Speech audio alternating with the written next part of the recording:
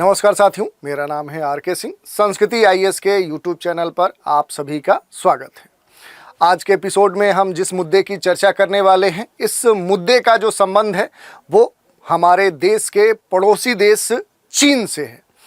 और मुद्दा क्या है, तो एक न्यूज़ आई है जिसमें ये कहा गया है कि पड़ोसी देश चीन ने एक बड़ा ऐलान किया है और अपने देश में बच्चे पैदा करने के लिए कई सारे कह सकते हैं कि बड़ी घोषणाएं की हैं। अब ये स्ट्रेटजी चीन आखिर क्यों अपना रहा है और इसके लिए कौन से हथकंडे चीन अपना रहा है अपने देश में अधिक से अधिक बच्चे पैदा करने के लिए, यही आज हमारे चर्चा का विषय होगा। हम देखेंगे कि इस तरह की जो पॉलिसी है वो चीन के द्वारा क्यों अपनाई जा रही है और इसके लिए क्या पॉलिसी अपनाई जा रही है, इस पर हम चर्चा करेंगे। इसके साथ ही इसकी तुलना भारत से भी करेंगे। क्या भारत में भी आने वाले समय में कुछ इस तरह की पॉलिसी अपनानी पड़ सकती है, क्योंकि अगर बात करें कि चीन ने इस तरह का जो ऐलान किया है वो एक तरह से विरोधाभासी है, क्योंकि अब तक चीन के द्वारा जनसंख्या के मामले में जो अब तक के ऐलान थे वो कहीं ना कहीं जनसंख्या को कम करने के लिए थे, लेकिन इस बार चीन के द्वारा ये जो ऐलान किया गया है वो चीन की जनसंख्या यानी चीन में बच्चे पैदा करने के लिए किया गया है।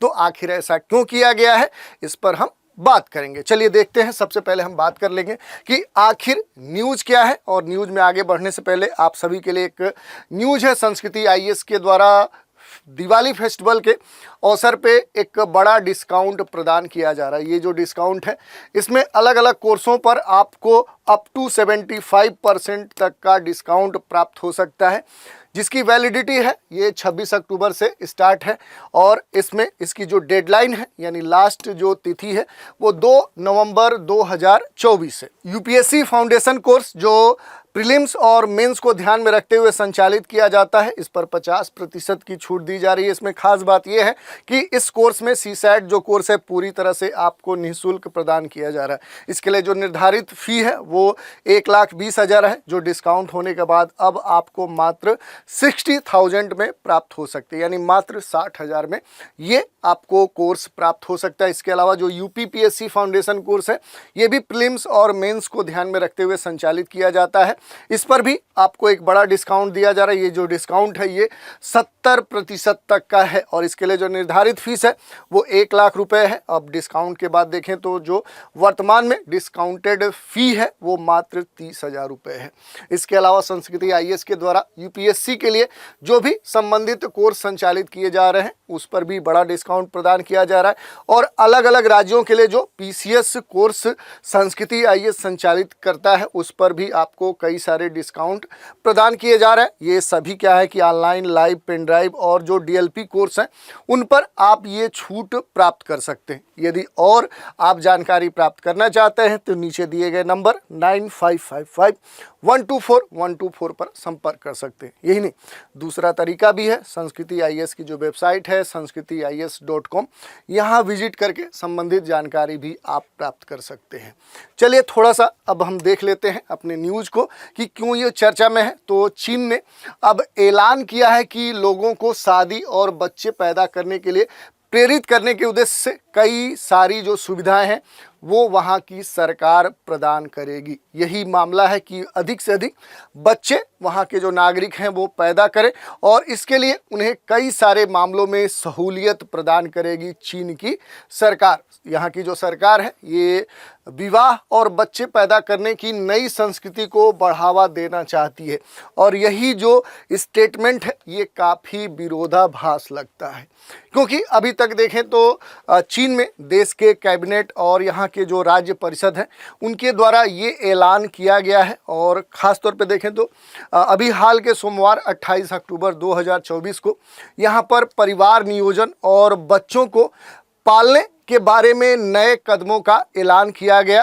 ताकि यहाँ पर जो जन्म दर है उसको बढ़ाया जा सके, क्योंकि अगर देखें तो पिछले 2 सालों में जो चीन का जन्म दर है वो अब तक के रिकॉर्ड सबसे निचले स्तर पे पहुँच चुका है और इसी को कह सकते हैं सुधारने के लिए इस तरह की जो नीति है वो चीन के द्वारा अपनाई जा रही है। चलिए कुछ अन्य बातों की चर्चा कर लेते हैं कि आखिर यहाँ पर ये जो समस्या है ये समस्या जनसांख्यिकी संकट की जो समस्या है आखिर ये क्यों आई है और ये जो समस्या है आखिर चीन को कैसे मजबूर कर रही है। इसके लिए कुछ आंकड़े यहाँ पर सर्वेक्षण किए गए हैं, उन्हीं के आधार पर इस तरह का जो निर्णय है वो चीन की सरकार ने लिया है। उस पर हम बात करेंगे कि आखिर कौन से कारण हैं। कुछ महत्वपूर्ण बिंदुओं की चर्चा कर लेते हैं। तो देखिए, अभी तक क्या है कि जो चीन था वो दुनिया में सर्वाधिक आबादी वाला राष्ट्र था, लेकिन अब चीन को पीछे छोड़ते हुए जो भारत है वो क्या हो चुका है, दुनिया का सबसे अधिक जनसंख्या वाला देश बन चुका है। वर्तमान में अगर देखें पिछले 2022 से 23 के बीच के जो आंकड़े आए हैं उनके अनुसार अगर देखेंगे तो चीन की जो जनसंख्या है वो 1.4 अरब पहुंच चुकी है। लेकिन चीन ने अपने यहाँ देखें तो पॉपुलेशन से जुड़े हुए जो पॉलिसीज अपनाई, उस कारण से यहाँ पर चीन में जो जनसंख्या है उस पर बड़े स्तर पे लगाम लगी और इसी कारण से वहाँ की अब जो जनसंख्या है वो एक सीमित दर से ही बढ़ रही है और इसी कारण से अब वहाँ पर ये चिंता का विषय भी बन चुकी है। यही नहीं, पिछले साल वहाँ की जो जन्म दर है वो रिकॉर्ड निचले स्तर पे पहुँच गई और अब भारत ने चीन को चूंकि पीछे छोड़ दिया है और वो दुनिया का सबसे अधिक जनसंख्या वाला या कह सकते हैं कि जनसंख्या कार्यबल वाला देश बन चुका है। चीन अपनी घटती आबादी से परेशान है और जन्म दर को बढ़ाना चाह रहा है। इसी कारण से चीन इस तरह की नई नीति का ऐलान किया है। थोड़ा सा आप देख सकते हैं कि वर्ष 1980 से लेकर अगर वर्ष 2020 और इसके बाद आएंगे तो आप देखिए चीन की जो जन्म दर है वो धीरे धीरे क्या है कि लगातार घटती रही है। बीच में अगर देखें तो 2000 अगर 19-18 की बात करें तो यहाँ पर थोड़ी सी इसके जन्म दर में वृद्धि देखने को मिली, लेकिन फिर क्या है कि लगातार इंक्लाइंड ये ग्राफ दिखा रहा है कि यहाँ पर जो जन्म दर है, जो बर्थ फर्टिलिटी रेट है वो तेज़ी से गिर रहा है और इसी कारण से यहाँ पर ये समस्या देखने को मिल रही है और इस कारण से चीन काफ़ी परेशान है। अब इसमें थोड़ा सा बात करें कि आखिर चीन की क्या चिंताएं हैं, कौन से कंसर्न हैं। तो युवा भारतीय आबादी के मुकाबले चीन की जो जनसंख्या है ये एक तरह से देखें तो ये जनसंख्या अपने उम्र के ढलान पे है, क्योंकि अब वहाँ पर क्या है कि जो पॉलिसीज़ है, वहाँ पर जो व्यवस्था है, वहाँ पर जो मेडिकल अरेंजमेंट है, वहाँ के लोगों की जो जीवन पद्धति है, उस कारण से वहाँ के लोगों की जो आय है वो अधिक है। वहाँ पर जो कह सकते हैं जनसंख्या वृद्धि हो रही थी उस पर वहाँ की सरकार ने अलग अलग नीतियों के द्वारा कंट्रोल किया। इस कारण से वहाँ पर जो लोग हैं उनकी जो उम्र है, भारत में रहने वाले जो लोग हैं उनकी उम्र की तुलना में अगर देखें तो औसत दोनों की उम्र की तुलना करेंगे तो वहाँ के लोगों की जो उम्र है वो काफ़ी अधिक है। चीन में लंबी होती जो जीवन अवधि है और जो घटती हुई जन्म दर है, इन दोनों से खास तौर पे जो चीन है ये परेशान है, क्योंकि यहाँ पर युवा कार्यबल की जो संख्या है वो जो एक समय पूरे दुनिया में कह सकते हैं चीन इसके लिए पूरे दुनिया को अपना लोहा मनवाता था, अब उस मामले में कहीं ना कहीं भारत से तो पिछड़ता ही जा रहा है। वर्ष 2023 में चीन में 60 साल या इससे ज़्यादा उम्र के लोगों की जो संख्या है वो 30 करोड़ से भी ऊपर पहुंच गई है। जो कुल आबादी का अगर हम देखें तो ये जो संख्या है ये लगभग 28% हो चुकी है। यही नहीं, उसके एक साल पहले अगर आंकड़ों की बात करें तो ये जो संख्या थी ये 28 करोड़ थी। तो आप समझ सकते हैं कि अधिक उम्र यानी कह सकते हैं कि 60 जो प्लस जो आयु है, एक तरह से आप कहें जो बुजुर्गों की जो संख्या है, जो ओल्ड एज वाले जो नागरिकों की संख्या है वो एक तरह से आप देखेंगे तो यहाँ पर 1/4 से भी अधिक हो चुकी है और इसी कारण से चीन सबसे अधिक परेशान है। आप देख सकते हैं चीन की जो आबादी है यहाँ पर 60 वर्ष से जो अधिक उम्र वाले जो लोगों की संख्या है वो 28% से 28% से भी अधिक हो चुकी है। इस ग्राफ में यही दर्शाया गया है। ये संख्या अगर देखेंगे चीन में तो यहाँ पर देखिए 0 से 15 साल के आयु वर्ग के जो लोग हैं वो लगभग 20% के आसपास हैं। वहीं आप देखेंगे 16 से 59 साल के जो बीच के आयु वर्ग की जो संख्या है ये आप देखेंगे तो आप यहाँ पर अलग अलग क्षेत्रों के अनुसार औसत देखेंगे तो ये भी क्या है कि जी आंकड़ा है अभी भी अधिक है, लेकिन अब ये जो संख्या है अब 2024 के जो आंकड़े आ रहे हैं यहाँ पर ये चौंकाने वाले हैं। यहाँ पर जो आंकड़े हैं वो 28% हो चुके हैं, यानी 60 वर्ष या उससे अधिक आयु के वर्ग के जो लोग हैं वो चीन में अब तेजी से बढ़ रहे हैं और यही चीन की समस्या है। अब बात कर लेते हैं जनसांख्यिकी संकट का आखिर चीन में कारण क्या है।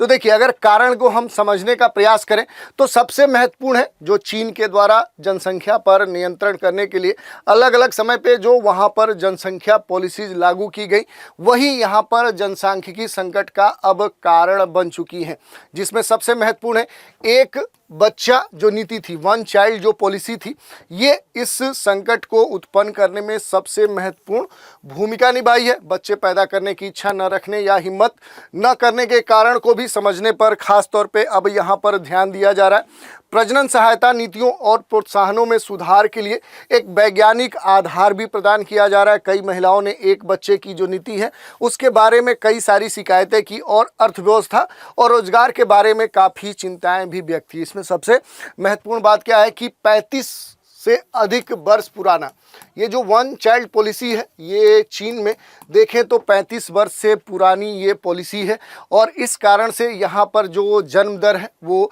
तेज़ी से घटा है, यहाँ पर जनसंख्या है वो तेज़ी से घटा है और इसी कारण से अब चीन ने इस नीति को पूरी तरह से समाप्त कर दिया है। इस पर भी आएंगे, आगे देखेंगे। और चीन की अभी तक जो पहले हैं उनकी बात करें तो यहाँ की राज्य परिषद ने विवाह और बच्चे पैदा करने की नई संस्कृति को बढ़ावा देने पर खास तौर पे जोर दिया है और ये कहा है कि सही उम्र में जो विवाह है, माता पिता के द्वारा मिलकर बच्चों की देखभाल का महत्व समझाया जाना चाहिए। ये बात वहाँ की सरकार के द्वारा कहा जा रहा है।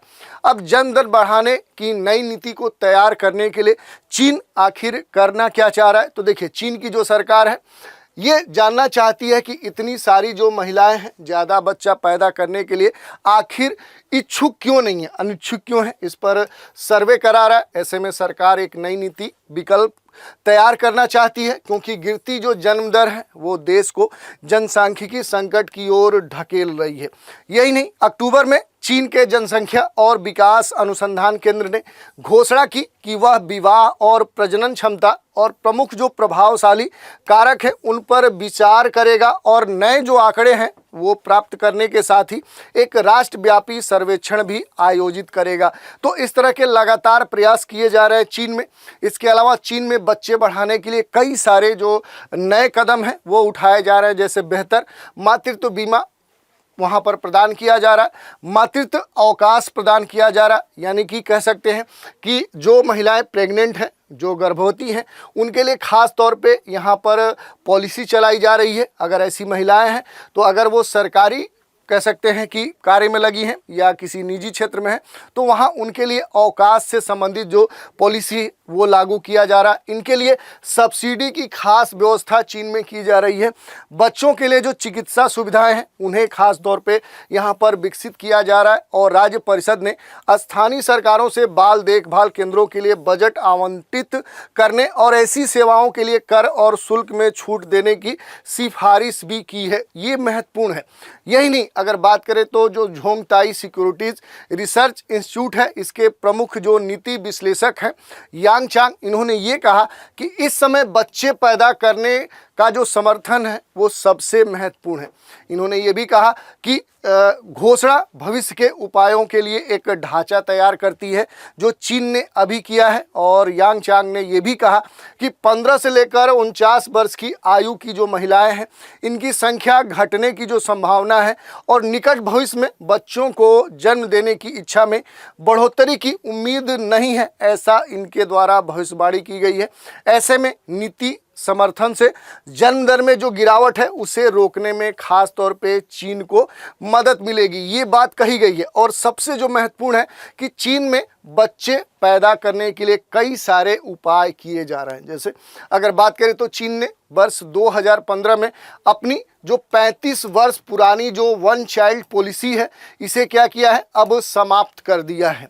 इसकी कह सकते हैं सबसे प्रभावी जनसंख्या नियंत्रण की ये नीति रही है, लेकिन अब यही इसके लिए समस्या बन चुकी है और इस कारण से चीन में जन्म दर अब बढ़ नहीं रहा है और इस कारण से चीन परेशान है। इसके कई सारे कारण हैं, उसमें एक कारण ये भी है कि वहाँ पर ग्रामीण क्षेत्रों से अधिक जो जनसंख्या है वो शहरों की तरफ पलायन कर रही है और इस कारण से भी वहाँ पर जनसंख्या नियंत्रण हो रहा है, जन्म दर नहीं बढ़ रहा है। इसके साथ अगर देखें तो चीन ने शिक्षा क्षेत्र पर भी काफ़ी ध्यान दिया है। और ख़ास तौर पे आर्थिक रूप से जो कमज़ोर परिवार हैं उनके छात्रों के लिए जो वित्तीय सहायता हो सकता है, जो फिनेंशियल सपोर्ट हो सकता है, उस पर चीन ने विशेष ध्यान दिया है। इसके साथ ही वहाँ पर मुफ्त शिक्षा के दायरे में क्रमिक विस्तार करने की भी बात यहाँ की सरकार ने की है। इसके अलावा अगर देखें तो आर्थिक रूप से कमज़ोर परिवारों के जो छात्र हैं उनको वित्तीय सहायता यहाँ पर प्रदान की जा रही है और इसके साथ ही आवास और रोजगार का जो बोझ है उसे कम करने का भी यहाँ की जो सरकार है वो मदद कर रही है। जैसे अगर बात करें तो यहाँ पर विशेष रूप से कई बच्चों वाले जो परिवार हैं उनके लिए यहाँ की जो सरकार है वो घर खरीदने में मदद कर रही है। यही नहीं, गर्भवती जो महिलाएं हैं और जो नई माताएं हैं उनको कह सकते हैं कि उनके अधिकारों की रक्षा के लिए भी यहाँ की सरकार लगातार प्रयास कर रही है। जन्म दर को बढ़ावा देने के लिए भी यहाँ पर कई सारे कह सकते हैं प्रयास किए जा रहे हैं, जिसमें अगर हम बात करें तो यहाँ के लोगों, खास तौर पे जो यूथ हैं, जो युवा वर्ग है, उनके बीच में जो दोस्ती हो सकती है, जो डेट हो सकती है, उसे प्रमोट किया जा रहा है। शादी के लिए जो गैर कह सकते हैं व्यवसायी जो प्लेटफॉर्म है उनको स्थापित किया जा रहा है। लोगों से अपील किया जा रहा है कि कम उम्र में शादी करिए, अधिक से अधिक बच्चे पैदा करिए, एक दूसरे से दोस्ती बढ़ाइए। इस तरह के कह सकते हैं कि अभियान भी चीन में चलाए जा रहे हैं।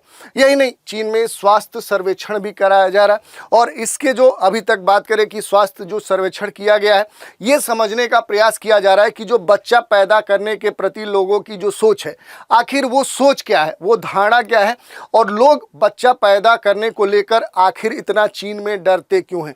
ये सारी बातें चीन के द्वारा लगातार की जा रही हैं और चीन के जो प्रयास हैं वो यही है कि अधिक से अधिक चीन में बच्चे पैदा किए जाएं, जो आने वाले समय में जो जनसांख्यिकी संकट का जो समस्या है, जो चीन के सामने दिख रहा है, उस समस्या का समाधान चीन कैसे भी कर सके। तो ये प्रयास हमने देख लिए। इसमें अगर बात करें तो अभी तक पूर्व में कई सारे अध्ययन भी यहाँ पर चीन में हो चुके हैं। जैसे यहाँ पर जो अध्ययन हुए उनकी अगर हम बात करें तो युवा शादी और बच्चे पैदा करने को लेकर यहाँ के जो लोग हैं उनके बीच में एक झिझक है। जैसे अगर बात करें तो खास करके जो युवा हैं वो शादी और बच्चे पैदा करने के मामले में झिझक रहे हैं और चीन में अगर देखें तो जो शादियों का खर्च है, जो शादियां हैं, ये काफ़ी महंगी हैं और इस महंगे की जो स्थिति है इससे यही अनुमान लगा सकते हैं कि यहाँ के चीन के जो अमीर लोग हैं वो भी यहाँ की शादियों का खर्च वहन करने से डरते हैं।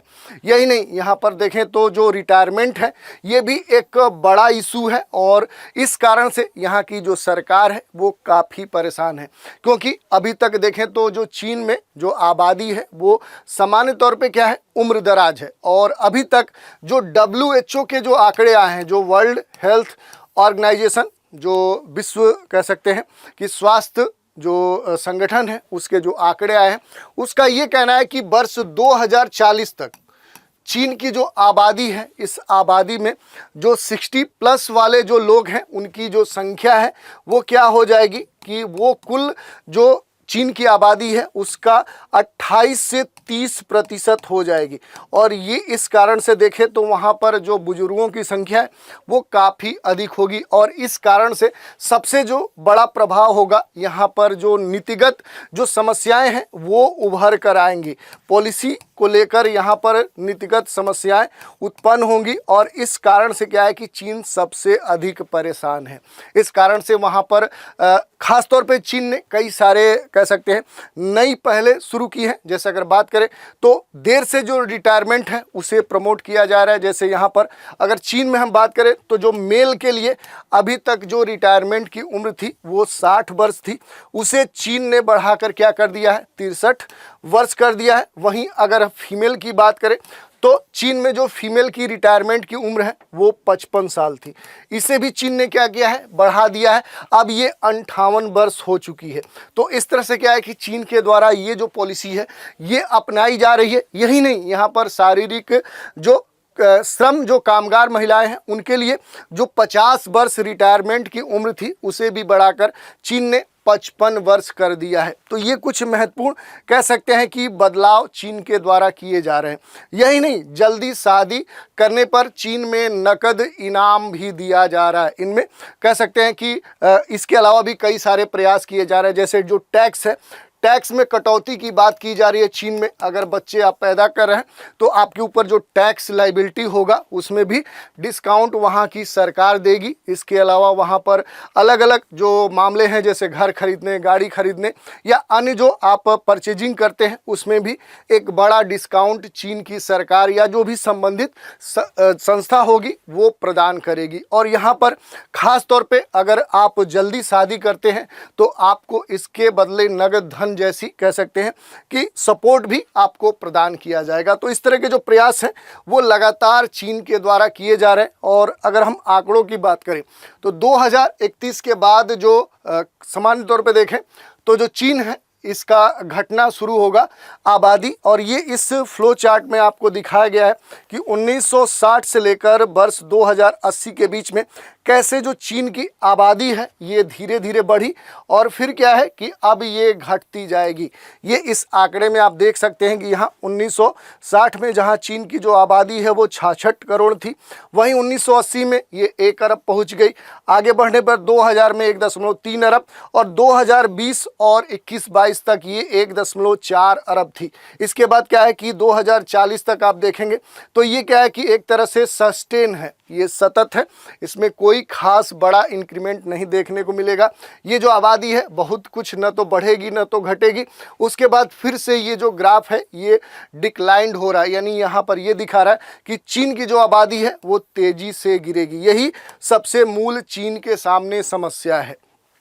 तो ये हमने समझ लिया कि आखिर चीन के जो ये ऐलान किया है कि अधिक से अधिक बच्चे पैदा करिए, आखिर इसके पीछे कारण क्या है, क्या उद्देश्य है, इसके लिए क्या समाधान चीन अपना रहा है, ये सारी बातें हमने देख लिया। अब थोड़ा सा हम बात कर लेंगे जैसे इससे पहले जो चीन था वो क्या है कि जनसंख्या से परेशान था, वहाँ पर तेजी से जनसंख्या बढ़ी और दुनिया में सबसे अधिक जनसंख्या वाला देश था। कार्यबल भी दुनिया में सबसे अधिक चीन के पास था। लेकिन अब क्या है कि उसने लगातार जो जनसंख्या पर नियंत्रण के लिए अलग अलग नीतियां बनाई, उसका ये परिणाम हुआ कि आज वो घटते हुए जन्म दर से परेशान है, अपने यहाँ जो कार्यबल है उससे परेशान है, जनसांख्यिकी जो संकट है उससे परेशान है। तो इसकी तुलना हम भारत से भी कर सकते हैं क्योंकि भारत और चीन में जो समानता है वो ठीक ठाक है और चूंकि पड़ोसी देश हैं, यहाँ की जो भौगोलिक स्थितियाँ हैं, जो सामाजिक स्थितियाँ हैं, ये सब कुछ समान है। जनसंख्या के मामले में तो बिल्कुल ही इक्वल है। और अब भारत जो है वो चीन को पछाड़ते हुए दुनिया का सबसे अधिक आबादी वाला राष्ट्र बन चुका है। तो अब ये प्रश्न उठता है कि क्या भारत में भी सख्त जनसंख्या नीति लागू करने की ज़रूरत है। भारत चीन को पीछे छोड़ते हुए क्या है कि अब सबसे अधिक आबादी वाला अब राष्ट्र बन चुका है। अब भारत की जो आबादी है वो 1.4 अरब से आगे बढ़ चुकी है। इसमें अगर हम बात करें तो लेसेंट 2020 में इस संस्था के द्वारा एक सर्वेक्षण कराया गया जिसमें ये कहा गया कि जनसंख्या से जुड़ी जो ये स्टडी थी इसमें ये कहा गया कि 2048 में भारत की जो आबादी है वो 160 करोड़ हो जाएगी, जो कि उस समय अपने सर्वोच्च कह सकते हैं पीक पर होगी। लेकिन साल 2100 तक भारत की जो आबादी है ये 109 करोड़ तक पहुंच जाएगी। लेकिन वहीं 2048 के आंकड़ों के लिहाज से 32% ये कम हो जाएगी। फिर यही समस्या जो चीन के सामने है वैसी ही कहीं ना कहीं भारत के सामने देखने को मिलेगी। और लेसेंट की जो स्टडी है इसमें यह भी कहा गया है कि भारत में जो टोटल फर्टिलिटी रेट है, जो जन्म दर है, कुल जन्म दर, इसमें लगातार गिरावट हो रही है और 2040 तक भारत का जो टोटल फर्टिलिटी रेट है ये 1.29 तक पहुंच जाएगा। यानी इस दौरान आबादी में तेजी से कह सकते हैं कि गिरावट भारत में देखने को मिलेगी। और देश के ज़्यादातर राज्यों में देखें तो टोटल फर्टिलिटी जो रेट है वो 2.1 या इससे कम हो चुका है। जो संयुक्त राष्ट्र के मुताबिक देखें तो किसी भी आबादी के रिप्लेसमेंट पॉपुलेशन का स्टैंडर्ड है। यही पर कह सकते हैं कि सोचने वाली बात है। यानी हमारे देश की जो जनसंख्या वृद्धि की दर है वो सही दिशा में जा रही है और उत्तर प्रदेश, बिहार, राजस्थान जैसे कुछ राज्य ऐसे हैं जहां जो टोटल फर्टिलिटी रेट है वो 2.1 या उससे अधिक है। ये अलग बात है कि इन राज्यों में भी टोटल फर्टिलिटी रेट तेजी से कम हो रहा है और आने वाले 3 से 4 सालों में यहाँ भी देख सकते हैं कि जो टोटल फर्टिलिटी रेट है वो 2.1 तक पहुँच जाएगा। इसके बाद अगर हम देखें तो जो समस्या है वो कहीं ना कहीं जो चीन में आज हमें देखने को मिल रही है वहीं भारत में भी देखने को मिल सकती है। इसी कारण से ये कहा जा रहा है कि भारत को भी अपनी नीतियों पर, खासतौर पे जनसंख्या के संदर्भ में जो भी भारत पॉपुलेशन पॉलिसी बना रहा है उस पे चीन के उदाहरण को लेना चाहिए, उस पर रिसर्च करना चाहिए, अपने देश में सर्वेक्षण कराना चाहिए और फिर अपनी नीतियों को बनाते हुए लागू किया जाना चाहिए। ये बात की जा रही है। तो इस तरह से हमने देख लिया कि आखिर चीन बच्चे अधिक पैदा करने का ऐलान क्यों किया है, इसके पीछे कारण क्या है, उद्देश्य क्या है, इसके लिए कौन से नीति उपाय कर रहा है, ये सारी बातें थी जिस पर हमने चर्चा की। तो आज के एपिसोड में इतना ही। नए एपिसोड में एक नए कार्यक्रम के साथ फिर मिलेंगे, तो आप हमारे साथ बने रहें, इसके लिए धन्यवाद।